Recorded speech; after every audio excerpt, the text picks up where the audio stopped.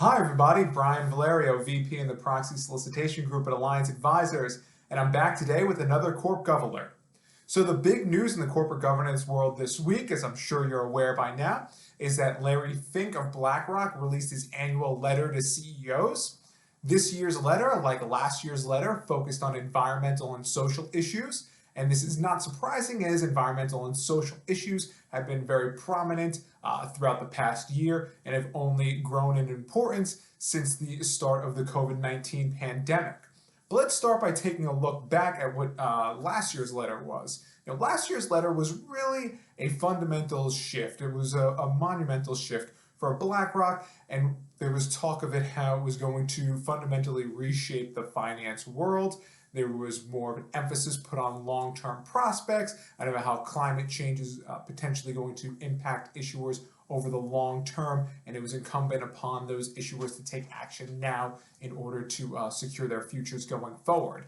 And this year's letter had a lot of those same notes and also had the importance or the backdrop of the pandemic and how the pandemic has accelerated the focus on ESG issues.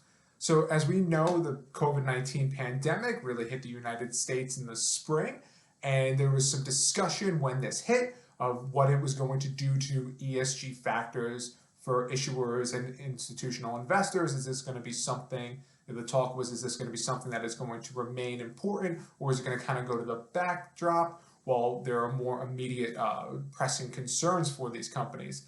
And it seems pretty clear that environmental and social issues over the past year have not dissipated. If anything, they've probably increased in importance. So that was something that you could definitely tell was in the tone of the letter this year for BlackRock. And the key for Larry Fink's letter this year was the request or the call for companies to disclose a plan for how their business model is going to be compatible with a net zero economy.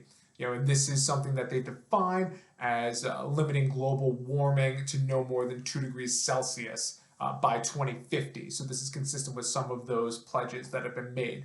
So this is something that BlackRock is now going to expect companies to disclose how this plan fits into their long-term strategy for these different issuers and how the board of directors seeks to oversee and implement these strategies to comply with these emissions goals. There was also the call for the standardized single global resource or disclosure standard for all companies.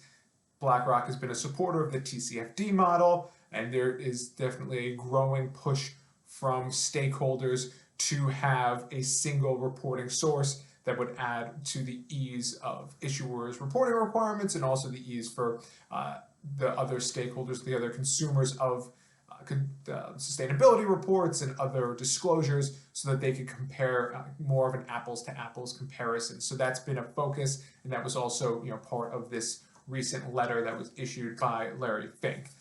There was also some emphasis on the social component of environmental and social issues. The importance of social issues really rose to prominence over the summer as there were some large-scale social protests in the United States as a result of some of the events that showed the racial inequality in the United States, and that had led to a lot of outcry from different stakeholders for companies to do more in the diversity, equity, and inclusion realm. And there is definitely an increased focus on that, and BlackRock seems to be part of that growing group of institutional investors that is focusing on DEI issues and social issues in general. So one thing that's kind of clear from the letter is that BlackRock and Larry Fink in particular are looking to hold businesses accountable for environmental and social matters, and this is something that we could see show up in voting against directors and or supporting shareholder proposals in these areas this upcoming season. So we'll continue to track it, and we will let you all know if there are any interesting or new developments in this area. Please feel free to reach out if you have any questions about this or any of the other content that we put out there. See you all soon.